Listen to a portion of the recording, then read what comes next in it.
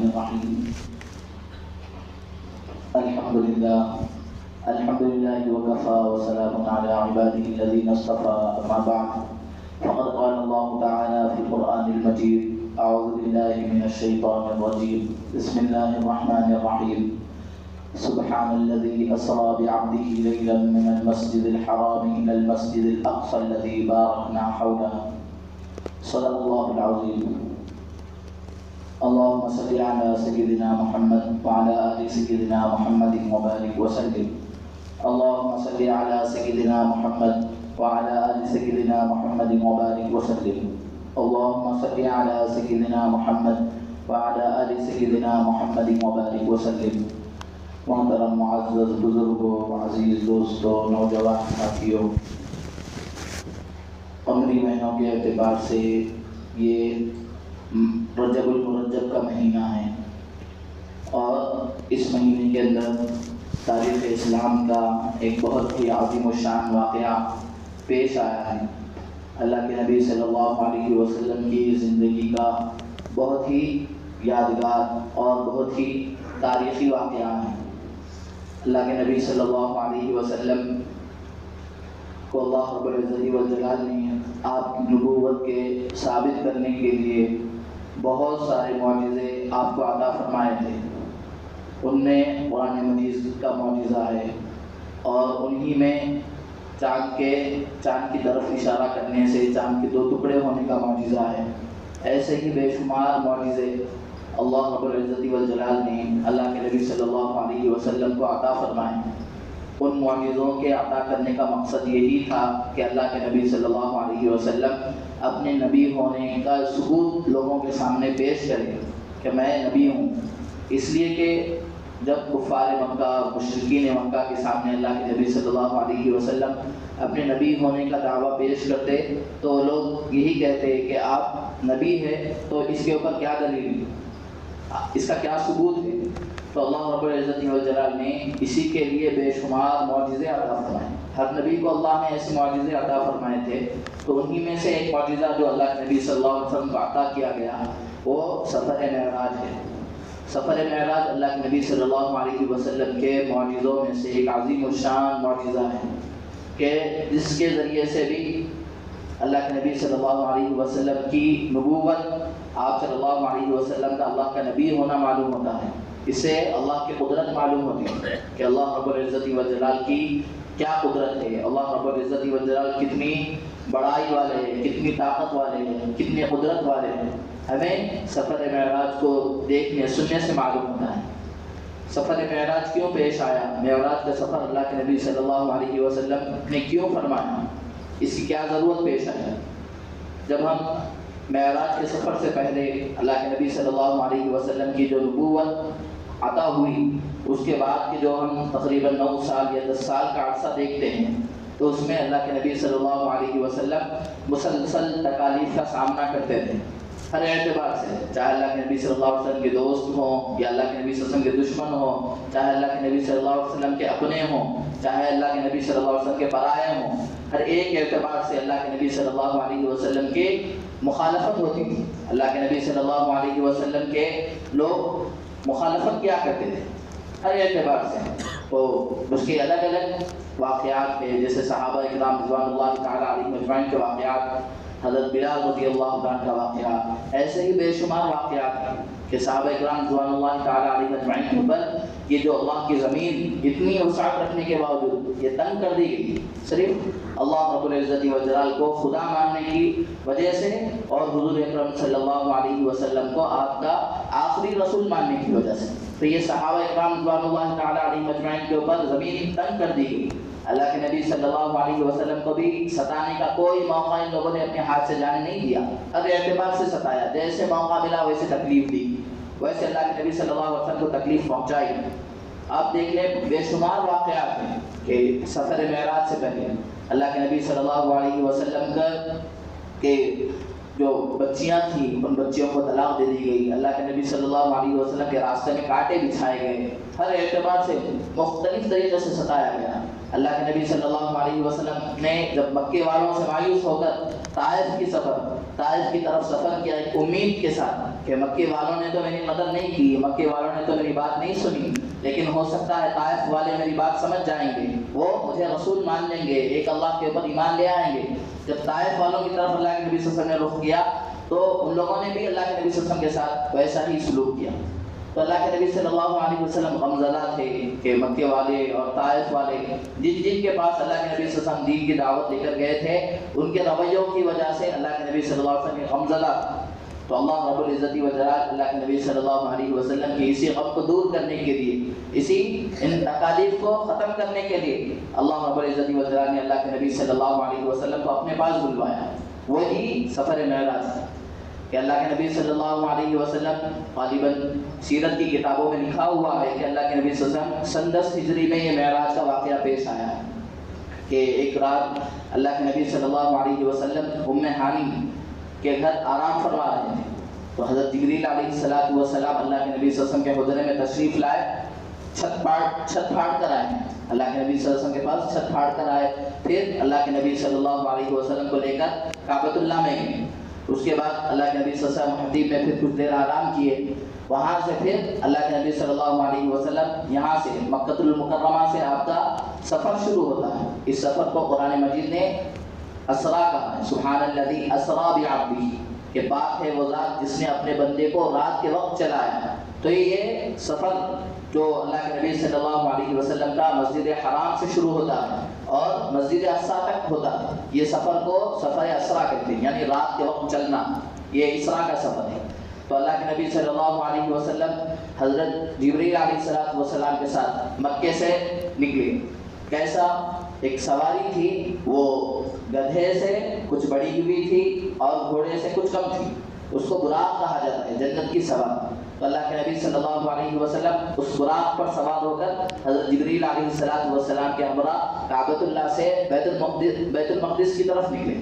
پھر اس کے بعد اللہ کے نبی صلی اللہ علیہ وسلم نے راستے میں بہت ساری چیزوں کا مشاہدہ کیا کہ اللہ کے نبی صلی اللہ علیہ وسلم نے دیکھا کہ ایک بڑھیا آپ کو اپنی طرف بلا رہی تھی، تو حضرت جبریل علیہ السلام نے ان کی طرف دیکھنے سے انکار کر دیا، منع کر دیا کہ آپ مت دیکھیں۔ تو اس کے بعد میں پھر اللہ کے نبی صلی اللہ علیہ وسلم نے جب پوچھا وہ کون تھے، تو حضرت جبریل علیہ السلام نے کہا کہ وہ دنیا ہے، وہ دنیا ہے۔ دنیا اتنی بڑی ہو چکی تھی کہ دنیا کی عمر جیسے وہ بڑھیا ہے اس کی عمر بہت کم رہ گئی ہے، ایسے ہی دنیا کی عمر بھی اب بہت کم رہ گئی ہے کہ اب دنیا ختم ہونے والی ہے، دنیا فنا ہونے والی ہے۔ ایسے ہی ایک بوڑھا شخص اللہ کے نبی صلی اللہ علیہ وسلم کو اپنی طرف بلا رہا تھا، لیکن حضرت جبریل علیہ السلام نے اس کی طرف دیکھنے سے بھی منع کیا، وہ شیطان تھا۔ اس کے بعد کئی ایسے مقامات تھے کہ راستے میں پڑے جہاں پر حضور حضرت جبریل علیہ السلام نے اللہ کے نبی صلی اللہ علیہ وسلم کو وہاں پر رکایا اور اللہ کے نبی صلی اللہ علیہ وسلم نے وہاں پر نماز ادا کی کہ اللہ کے نبی صلی اللہ علیہ وسلم فرماتے ہیں کہ ایک جگہ پہ سے ہمارا گزر ہوا کہ وہاں پر کھجور کے بہت زیادہ درخت تھے، تو حضرت جبریل علیہ السلام نے کہا کہ یہ یثرب کی سرزمین ہے، یہاں پر آپ ہجرت کر کر آنے والے ہیں۔ تو وہاں پر اللہ کے نبی صلی اللہ علیہ وسلم اترے اور 2 رکعت نماز ادا کی۔ پھر آگے سفر ہوا تو حضرت جبریل علیہ السلام نے اور ایک مقام پر رکا کہ جہاں پر اللہ رب العزت والجلال نے حضرت موسیٰ علیہ السلام سے کلام فرمایا تھا، تو وہاں پر اللہ کے نبی صلی اللہ علیہ وسلم رکے، پھر وہاں پر 2 رکعت نماز ادا کی۔ پھر اور آگے بڑھے، اس کے بعد حضرت جبریل علیہ السلام نے ایک اور جگہ پر ٹھہرایا، وہاں پر اللہ کے نبی صلی اللہ علیہ وسلم نے پھر 2 رکعت نماز ادا کی۔ وہ کہا کہ یہ حضرت شعیب علیہ السلام کی سرزمین مدین ہے، کہ حضرت شعیب علیہ السلام جہاں رہتے تھے۔ اس کے بعد اللہ کے نبی صلی اللہ علیہ وسلم کو پھر اور ایک جگہ پر رکایا کہ وہاں پر پھر حضرت اللہ کے نبی صلی اللہ علیہ وسلم نے 2 رکعت نماز ادا کی، تو حضرت جبریل علیہ السلام نے بتلایا کہ یہ وہ جگہ ہے جہاں پر حضرت عیسیٰ علیہ السلام کی ولادت ہوئی۔ اس کے بعد پھر اللہ کے نبی صلی اللہ علیہ وسلم اور حضرت جبریل علیہ السلام بیت المقدس مسجد اقصیٰ پہنچ گئے۔ وہاں پر اللہ کے نبی صلی اللہ علیہ وسلم کی جو سواری تھی براق، اس سواری کو وہاں پر ایک کوٹے سے باندھ دیا گیا کہ سیرت کی کتابوں میں بات لکھی ہوئی ہے کہ یہ وہی کوٹھا ہے کہ حضرات انبیاء اکرام علیہ السلام جسے اپنی سواریوں کو باندھا کرتے ہیں۔ تو اس کے بعد حضرت جبریل علیہ السلام اللہ کے نبی صلی اللہ علیہ وسلم کو مسجد اقصیٰ میں لے کر گئے، وہاں پر اللہ کے نبی صلی اللہ علیہ وسلم کے اس کے بعد حضرت جبریل علیہ السلام نے تمام مجموعہ جمع ہو گیا. اس کے بعد اذان ہوئی، اقامت ہوئی. اللہ کے نبی صلی اللہ علیہ وسلم کو اب سب لوگ انتظار کر رہے تھے کہ نماز کون پڑھائیں گے. تو اس وقت کوئی بھی آگے نہیں بڑھ رہے تھے. حضرت جبریل علیہ السلام نے اللہ کے نبی صلی اللہ علیہ وسلم کا ہاتھ پکڑ کر مصلی پہ آگے بڑھایا. اس کے بعد اللہ کے نبی صلی اللہ علیہ وسلم نے تمام انبیاء کرام علیہ السلام کی امامت کے فرائض انجام دیے. اس کے بعد جب نماز مکمل ہو گئی تو اللہ کے نبی صلی اللہ علیہ وسلم سے حضرت جبریل علیہ السلام نے کہا کہ آپ جانتے ہیں کہ آپ کے پیچھے کن لوگوں نے نماز ادا کی؟ تو یہ آپ سے پہلے جتنے بھی انبیاء کرام علیہ السلام اس دنیا میں تشریف لاتے ہیں، سب انبیاء نے آج آپ کی امامت میں نماز ادا کی. اس وقت پھر اللہ کے نبی صلی اللہ علیہ وسلم امام الانبیاء بن گئے. اللہ کے نبی صلی اللہ علیہ وسلم نے تمام انبیاء کو نماز پڑھائی. اس کے بعد پھر بہت سارے انبیاء کرام علیہ السلام وہاں موجود تھے، لیکن اس میں جو جلیل القدر نبی ہیں جیسے کہ حضرت ابراہیم علیہ السلام ہے، حضرت موسیٰ علیہ السلام ہے، حضرت عیسیٰ علیہ السلام ہے، ان لوگوں نے کھڑے ہو کر اپنا تعارف پیش کیا، اللہ رب العزت و جلالہ کا شکر ادا کیا کہ اللہ نے میرے ساتھ ایسا اللہ نے ہمیں فضیلت دی ہے، اللہ نے ہمیں نبی بنایا. بہرحال تمام انبیاء کرام علیہ السلام نے وہاں پر اللہ کا شکر ادا کیا اور اپنا تعارف پیش کیا. اس کے بعد اب مسجد اقصیٰ سے آگے کا سفر تھا. تو حضرت جبریل علیہ السلام نے ایک سیڑھی، یہاں سے معراج کا اصل سفر شروع ہوتا ہے، یہاں سے معراج کا اصل سفر شروع ہوتا ہے جس کو سفر معراج کہتے ہیں. معراج کے معنی ہے جنت کی ایک سیڑھی ہے جسے جتنے بھی لوگوں کی روح قبض ہوتی ہے اسی سیڑھی کے ذریعے سے وہ آسمان دنیا پر پہنچتی. وہ سیڑھی لائی گئی، اللہ کے نبی صلی اللہ علیہ وسلم اس سیڑھی کے ذریعے سے پھر آسمان کا سفر کیے. اور اللہ کے نبی صلی اللہ علیہ وسلم ابھی نہیں پہنچے تھے کہ درمیان میں بھی بہت سارے چیزوں کا آپ صلی اللہ علیہ وسلم نے مشاہدہ کیا. بہت سارے اللہ کے نبی صلی اللہ علیہ وسلم نے کئی جنتیوں کے احوال دیکھے، کئی جہنمیوں کے احوال دیکھے، کئی جنتیوں کو دیکھے کہ ان کے ساتھ اچھا سلوک ہو رہا ہے، کئی جہنمیوں کو دیکھے کہ ان کے ساتھ عذاب ہو رہا ہے، ان کو عذاب کی کیفیت میں مبتلا ہے، سخت دردناک عذاب میں مبتلا ہے. اللہ کے نبی صلی اللہ علیہ وسلم بتلاتے ہیں کہ میں ایسے ہی گزر رہا تھا تو دیکھا کہ کچھ لوگ ہیں کہ ان کے ناخن لوہے کے اور تانبے کے ہیں، جس کی وجہ سے وہ لوگ اپنے چہرے کو کیا ہے ان ناخنوں سے کھرچ رہے ہیں.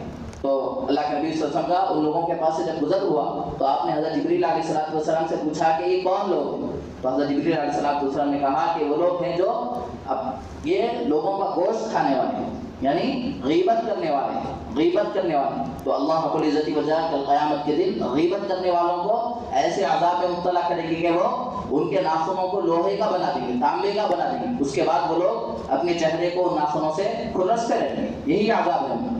اس کے بعد کچھ آگے بڑھے اللہ کے نبی صلی اللہ علیہ وسلم پھر دیکھتے ہیں کہ کچھ لوگ ایسے ہیں کہ جو پتھر کو قطر کر چبا کر کھا رہے ہیں. تو اس کے بعد اللہ کے نبی صلی اللہ علیہ وسلم نے پوچھا کہ یہ کون لوگ ہیں؟ حضرت جبریل علیہ السلام نے کہا کہ یہ سود خور جو دنیا کے اندر سود کھاتے تھے، سود کے معاملات کیا کرتے تھے، اللہ رب العزت کی وجہ ان کو ایسا دردناک عذاب دیں گے. اس کے بعد اللہ کے نبی صلی اللہ علیہ وسلم اور آگے بڑھے، دیکھتے ہیں کہ ایک آدمی کا سر پتھر سے کچلا جا رہا ہے. پھر اس کے بعد تھوڑی دیر کے بعد وہ سر صحیح ہو جاتا، پھر اسی طریقے سے پتھر سے کچلا جاتا. تو اللہ کے نبی صلی اللہ علیہ وسلم نے حضرت جبریل علیہ السلام سے پوچھا کہ یہ کون لوگ ہیں کہ جن کا سر پتھر سے کچلا جا رہا ہے؟ تو حضرت جبریل علیہ السلام نے کہا کہ اے اللہ کے رسول، یہ آپ کی امت کے وہ لوگ ہیں جو نماز کے سلسلے میں کوتاہی کیا کرتے ہیں، ان کا سر کل قیامت کے دن پتھر سے کچلا جائے گا، ایسے سخت عذاب میں مبتلا کرے گا. اس کے بعد کچھ اور لوگوں کے پاس سے گزر ہوا کہ اللہ کے نبی صلی اللہ علیہ وسلم دیکھتے ہیں کہ وہ لوگ ایک دن میں دانہ ڈالتے ہیں، دانہ ڈالنے کے بعد ایک دن میں درخت نکل آتا ہے اور اس کو پھل بھی ہوتے ہیں، پھر وہ پھل پک بھی جاتے ہیں اور وہ لوگ پھل حاصل کر لیتے ہیں.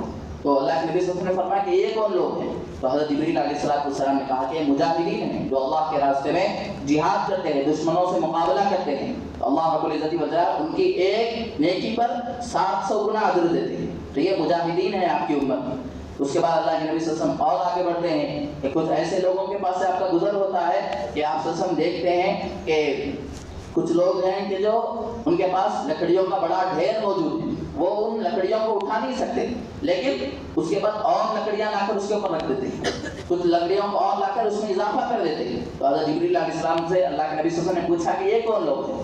تو حضرت جبریل علیہ السلام نے کہا کہ یہ لوگ ہیں جن کے اوپر اللہ رب العزت وجہ نے حقوق رکھے ہیں. ان لوگوں نے اپنے متعلقین کے، اپنے رشتہ داروں کے حقوق ادا نہیں کی. تو کل قیامت کے دن وہ لوگ لکڑیوں کا بڑا گٹر اٹھانے کی کوشش کریں گے لیکن وہ اٹھا نہیں سکیں گے، اور جا کر اس میں سے کچھ لکڑیوں کو اور لا کر اضافہ کر دیں گے، تو ایسے عذاب میں مبتلا کریں گے۔ اور بھی اللہ کے نبی صلی اللہ علیہ وسلم نے فرمایا کہ کچھ لوگوں کے پاس سے گزر ہوا کہ جن کے ہونٹوں کو آگ کی قینچیوں سے کاٹا جا رہا، آگ کی قینچیوں سے کاٹا جا رہا، تو اللہ کے نبی صلی اللہ علیہ وسلم نے حضرت جبریل علیہ السلام سے پوچھا کہ یہ کون لوگ ہیں؟ تو حضرت جبریل علیہ السلام نے فرمایا کہ اللہ کے نبی آپ کی امت کے واعظ خطیب ہیں جو کہتے تو تھے لیکن اس کے اوپر عمل نہیں کرتے تھے، اس لیے اللہ رب العزت والجلال آج ان کے ہونٹوں کو آگ کی قینچیوں سے کاٹ رہے ہیں۔ ایسے سخت عذاب ہیں، ایسے ہی بے شمار چیزوں کو اللہ کے نبی صلی اللہ علیہ وسلم نے سفر معراج، ابھی آسمان پر اللہ کے نبی صلی اللہ علیہ وسلم نہیں پہنچے، اس وقت ہی جنت اور جہنم کے بہت سارے عذابات اللہ کے نبی صلی اللہ علیہ وسلم نے ان کا مشاہدہ کیا۔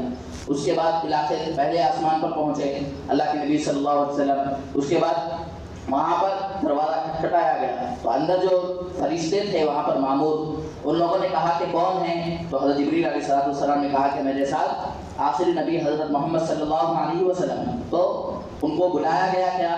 ان کو بلایا گیا کیا؟ فرشتوں نے پوچھا، تو حضرت جبریل علیہ السلام نے کہا کہ ہاں ان کو بلایا گیا ہے۔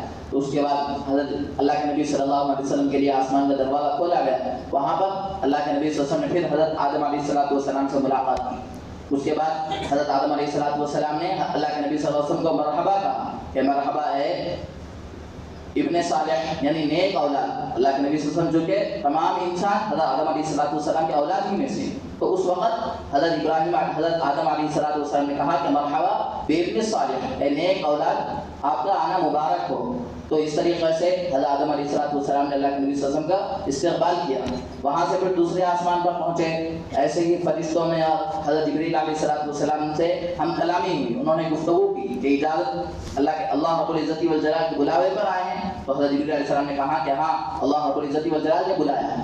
وہاں پر پھر دوسرے آسمان پر حضرت ہارون علیہ السلام، حضرت عیسیٰ علیہ السلام سے ملاقات ہوئی۔ پھر تیسرے آسمان پر گئے، وہاں پر حضرت ادریس علیہ السلام سے ملاقات ہوئی۔ پھر چوتھے آسمان پر گئے حضرت ہارون علیہ السلام سے، پھر حضرت یوسف علیہ السلام۔ پھر جب چھٹے آسمان پر پہنچے تو حضرت موسیٰ علیہ السلام سے ملاقات ہوئی۔ ساتویں آسمان پر پہنچے تو حضرت ابراہیم علیہ السلام سے۔ تو یہ انبیاء کرام علیہ السلام سے الگ الگ آسمانوں پر یہ جلیل القدر جو اپنے وقت کے بڑے بڑے نبی تھے ان سے ملاقات ہوئی۔ پھر اس کے بعد اللہ کے نبی صلی اللہ علیہ وسلم جب ساتوں آسمان کے اوپر چلے گئے تو حضرت جبریل علیہ السلام نے کہا کہ میری پہنچ یہاں تک ہی ہے، میں اس سے آگے نہیں آ سکتا۔ تو وہ مقام تھا جس کو قرآن مجید نے سدرۃ المنتہا کہا کہ حضرت جبریل علیہ السلام کی پہنچ اس سے آگے نہیں تھی کہ، اور اسی وقت اللہ کے نبی صلی اللہ علیہ وسلم نے حضرت جبریل علیہ السلام کو ان کی اصلی شکل میں دیکھا کہ حضرت جبریل اللہ کے نبی صلی اللہ علیہ وسلم کے پاس 23 سال تک قرآن کی وحی لے کر آتے رہے، لیکن صرف پہلی وحی کے موقع پر اپنی اصلی شکل و صورت میں آئے، اور پھر یہ معراج کے موقع پر جب اللہ کے نبی صلی اللہ علیہ وسلم سدرۃ المنتہا کے پاس پہنچے تو اس وقت حضرت جبریل علیہ السلام کو اپنی اصلی شکل و صورت میں دیکھا۔ اس کے علاوہ کبھی بھی حضرت جبریل علیہ السلام کو اللہ کے نبی صلی اللہ علیہ وسلم نے آپ کی اصلی شکل و صورت میں نہیں دیکھا۔ تو حضرت جبریل علیہ السلام وہیں رکے، اس کے بعد اللہ کے نبی صلی اللہ علیہ وسلم سدرۃ المنتہا پہنچے، وہاں سے پھر آگے پہنچے، تصریف الاقلام کہا جاتا ہے۔ یہ مقام وہ ہے کہ جہاں پر اللہ کے نبی صلی اللہ علیہ وسلم کو قلم کے لکھنے کی آواز آ رہی ہے، کہ مقام تصریف الاقلام اس مقام کو کہتے ہیں کہ جہاں پر تمام انسانوں کی تقدیر لکھی جاتی ہے۔ قلموں کی کیا ہے؟ ایک تو اللہ رب العزت والجلال کی جانب سے لوح محفوظ میں لکھی، پھر اس مقام تصریف الاقلام سے جو فرشتے جس چیز کے اوپر معمول ہیں، کوئی رزق کے اوپر، کوئی پانی کے اوپر، کوئی کسی کے پیدائش کے، کسی کو موت دینے کے اوپر، تو وہ تمام فرشتے اس مقام پر بیٹھ کر تمام ہر انسان کی قسمت جو بھی ہے اس کی زندگی کے احوال کو لکھ لیتے ہیں۔ اس کے بعد اللہ کے نبی صلی اللہ علیہ وسلم اور آگے بڑھے، اللہ رب العزت والجلال کی بارگاہ میں پہنچ گئے۔ اللہ رب العزت والجلال سے اللہ کے نبی صلی اللہ علیہ وسلم نے بغیر کسی واسطے کے اللہ کا دیدار کیا، اور پھر اللہ رب العزت والجلال سے اللہ کے نبی صلی اللہ علیہ وسلم نے بغیر کسی واسطے سے گفتگو کی، اللہ کے نبی صلی اللہ علیہ وسلم کی اللہ تعالیٰ سے بات چیت ہوئی۔ یہ اللہ کے نبی صلی اللہ علیہ وسلم کا سفر معراج ہے۔ اس وقت اللہ کے نبی صلی اللہ علیہ وسلم کو اللہ رب العزت والجلال نے 3 تحفے عطا کیے، 3 تحفے عطا کیے۔ ایک تحفہ 5 نمازوں کی شکل میں اللہ رب العزت والجلال نے اللہ کے نبی صلی اللہ علیہ وسلم نے، یہی معراج کا موقع ہے کہ نماز کی فرضیت اسی موقع پر ہوئی، اس سے پہلے پوری امت کے اوپر نمازیں فرض نہیں ہوئی۔ اللہ کے نبی صلی اللہ علیہ وسلم 2 نمازیں یا کچھ نمازوں کی اضافے کے ساتھ اللہ کے نبی صلی اللہ علیہ وسلم پڑھتے تھے وہ آپ صلی اللہ علیہ وسلم کے اوپر ہی فرض تھی نمازیں، اس کے علاوہ امت کے اوپر کوئی نمازیں فرض نہیں ہوئی تھی، لیکن اسی موقع کے اوپر اللہ کے نبی صلی اللہ علیہ وسلم کو نمازوں کا تحفہ دیا گیا۔ اور پھر اور ایک جو اللہ کے نبی صلی اللہ علیہ وسلم کو تحفہ دیا گیا کہ اللہ نے فرمایا اگر کوئی بھی انسان اپنی پوری زندگی میں بہت سارے گناہ اس نے کیے ہیں لیکن موت تک، اور اس کی موت ایسی حالت میں ہوئی ہو کہ وہ اللہ رب العزت والجلال کے ساتھ کسی کو شریک نہ ٹھہراتا ہو، میں ان تمام لوگوں کو بخشوا کر جنت میں ڈال دوں گا۔ تو اللہ رب العزت والجلال نے فرمایا کہ آپ کی امت کے ایسے تمام لوگ جن سے گناہ سرزد ہوئے ہیں چھوٹے بڑے، لیکن وہ اپنی موت تک ایمان پر قائم رہے، اللہ کو ایک مانتے رہے، اللہ کے ساتھ کسی کو شریک نہیں ٹھہرایا ہے انہوں نے، ایسے تمام لوگوں کو میں جنت میں داخل کروں گا۔ یہ اللہ کے نبی صلی اللہ علیہ وسلم کو دوسرا تحفہ دیا۔ اور تیسرا تحفہ جو اللہ رب العزت والجلال نے اللہ کے نبی صلی اللہ علیہ وسلم کو عطا فرمایا سورہ بقرہ کی آخری آیتیں، آمن الرسول بما انزل الیہ من ربہ والمؤمنون، کہ یہ آیتیں اللہ کے نبی صلی اللہ علیہ وسلم کو تحفے میں عطا کی۔ اس کے اندر دعائیں ہیں کہ اللہ رب العزت والجلال سے دعا مانگنا ہے کہ اللہ ہمارے پر رحم، جو بھی ربنا ولا تحمل علینا اصرا کما حملته علی الذین من قبلنا، تو یہ دعائیں، تو اللہ رب العزت والجلال نے یہ دعاؤں کا تحفہ عطا کیا کہ سیرت کی کتابوں میں یہ بات لکھی ہوئی ہے کہ اللہ رب العزت والجلال نے اس امت کے اوپر اتنا زیادہ رحم فرمایا کہ اللہ رب العزت والجلال نے اس امت کو جنت میں داخل کرنے کے لیے، اس امت کو بخشنے کے لیے اللہ رب العزت والجلال نے ایسے نہیں چھوڑ دیا، بلکہ اپنے سے مانگنے کا طریقہ بھی سکھلایا کہ اس طریقے سے مجھ سے مانگو۔ تو یہ جو دعائیں ہیں اللہ رب العزت والجلال نے ہمیں اس لیے عطا فرمائی ہے کہ ہم اللہ سے مانگ سکیں۔ تو یہ اللہ رب العزت والجلال نے تیسرا تحفہ اللہ کے نبی صلی اللہ علیہ وسلم کے ذریعے سے اس امت کو عطا فرمایا۔ پہلا نماز کا تحفہ ہے، دوسرا تحفہ اللہ رب العزت والجلال تمام ایمان والوں کو بخش دیں گے اگر انہوں نے اپنی زندگی میں کبھی بھی شرک نہ کیا ہو، ایمان کے ساتھ زندگی گزارے اور ایمان کی حالت میں ہی ان کی موت آئی، تو اللہ ان کے اگر ان سے کوئی بھی گناہ سرزد ہوا ہو، بڑا چھوٹا کون سا بھی گناہ، اور ان کے تمام گناہوں کو اللہ رب العزت والجلال معاف کر کے ان کو جنت میں داخل کرے۔ اور تیسرا جو تحفہ ہے یہ سورہ بقرہ کی آخری آیتیں ہیں، تو یہ آخری آیتیں بہت ہی فضیلت کی حامل ہے، یہ آیتیں ہمیں یاد رہنی چاہیے، ان آیتوں کا مطلب بھی ہمیں سمجھنا چاہیے کہ ان آیتوں میں کیا بتلایا گیا ہے۔ ان آیتوں میں اللہ رب العزت والجلال سے رحم اور اللہ رب العزت والجلال سے دشمنوں کے مقابلے میں مدد مانگی گئی ہے، تو یہ آیتیں ہمیں سمجھنا چاہیے، ان آیتوں کو یاد رکھنا چاہیے۔ اس کے بعد اللہ کے نبی صلی اللہ علیہ وسلم معراج سے واپس ہوئے، راستے میں حضرت موسیٰ علیہ السلام ملے، حضرت ابراہیم علیہ السلام ملے، حضرت موسیٰ علیہ السلام نے پوچھا کہ کیا تحفہ ملا ہے، تو حضرت اللہ کے نبی صلی اللہ علیہ وسلم نے بتایا کہ یہ تحفہ ملا ہے۔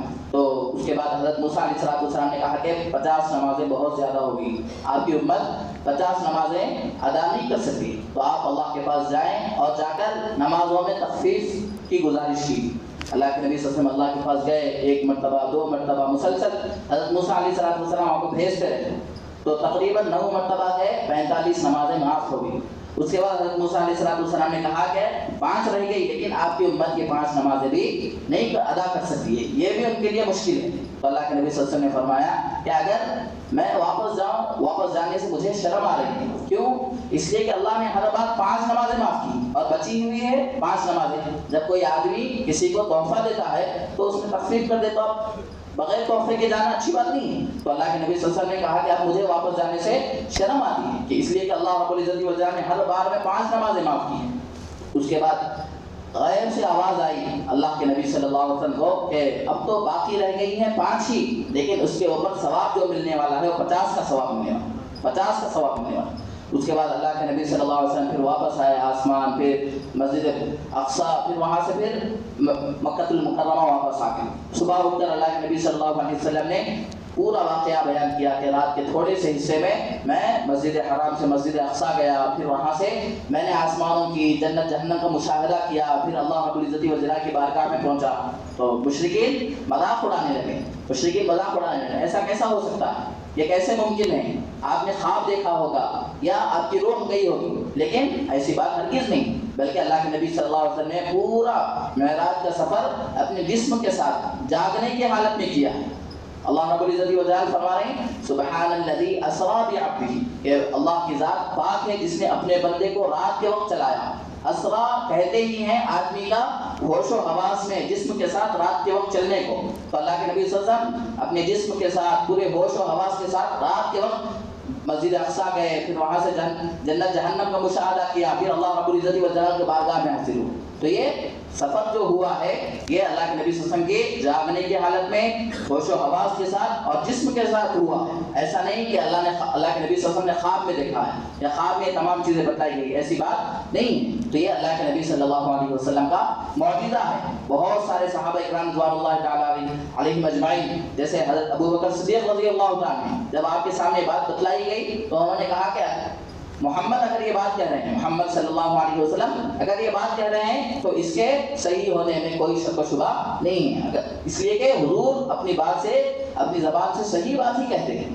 آپ نے یہ بات ارشاد فرمائی ہے کہ رات کے اتنے مختصر وقت میں اتنا بڑا سفر کیا ہے، تو یہ بات حضور کی زبان سے نکلی ہے تو بے شک صحیح بات ہے، اس کے صحیح ہونے میں کوئی شک و شبہ نہیں ہے. لیکن بہت سارے جو مشرکین تھے، کفار تھے، ان لوگوں نے اللہ کے نبی صلی اللہ علیہ وسلم سے نشانیاں طلب کی کہ آپ بتائیے کیا نشانیاں ہیں. تو مسجد اقصیٰ کے سلسلے میں کچھ سوالات کیے تو اللہ رب العزت کی وجہ نے اللہ کے نبی صلی اللہ علیہ وسلم کے سامنے مسجد اقصیٰ کو پیش کر دیا کہ آپ اس میں سے دیکھ کر مشرکین کو جواب دیں.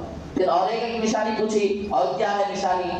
تو اللہ کے نبی صلی اللہ علیہ وسلم نے فرمایا کہ راستے میں ایک جگہ سے گزر رہا تھا کہ وہاں پر ایک قافلہ ملا مجھے، اور اس قافلے کا ایک اونٹ گم ہو گیا تھا. وہ لوگ پریشان تھے، تو اس کے بعد ان لوگوں کا اونٹ مل گیا اور وہ 3 دن کے بعد مکہ پہنچنے والا ہے. تو اور جو سامنے اس قافلے کے سب سے آگے جو اونٹ ہوگا وہ اونٹ کیسے رنگ کا ہوگا، اللہ کے نبی صلی اللہ علیہ وسلم نے ان کو بتلایا، خاکی رنگ کا اونٹ ہوگا. اس کے بعد جب 3 دن ہو گئے، 3 دن کے بعد مکہ مکرمہ کی طرف ملک شام سے قافلہ آیا، اور جب تمام مشرکین نے دیکھا کہ وہ قافلے کے جو سامنے سب سے پہلے اونٹ چل رہا تھا اس اونٹ کا رنگ خاکی رنگ کا اونٹ تھا. تو اس طریقے سے اللہ کے نبی صلی اللہ علیہ وسلم نے دلائل بھی پیش کیے کہ میں نے یہ واقعہ پورا میری جاگنے کی حالت میں پیش آیا. تو یہ اللہ کے نبی صلی اللہ علیہ وسلم کا ایک عظیم الشان معجزہ ہے. اس کے ذریعے سے، اس کو پڑھنے کے ذریعے سے، سننے کے ذریعے سے ہمارے ایمان کو جلا ملتی ہے، ہمارا ایمان تازہ ہوتا ہے کہ اللہ رب العزت والجلال نے اللہ کے نبی صلی اللہ علیہ وسلم کو نبی برحق بنایا، اور اللہ کے نبی صلی اللہ علیہ وسلم نبی برحق بن کر اس دنیا کے اندر آئے. ایسے بے شمار معجزات ہیں جو ہمیں یہ بتلاتے ہیں کہ اللہ کے نبی صلی اللہ علیہ وسلم نبی برحق ہے، اور آپ صلی اللہ علیہ وسلم خاتم النبیین ہیں. آپ کے بعد دنیا کے اندر کوئی نبی آنے والا نہیں. تو یہ معراج کے سفر کا مختصر تذکرہ آپ کے سامنے کیا گیا ہے. اللہ رب العزت والجلال سے دعا ہے کہ جو باتیں کہی گئی ہے اللہ کہنے والے کو، سننے والوں کو اس پر عمل کرنے کی توفیق عطا فرمائیں. وآخر دعوانا الحمدللہ رب العالمین. جو حضرات سنت ادا نہیں کی ہیں وہ سنت ادا کریں.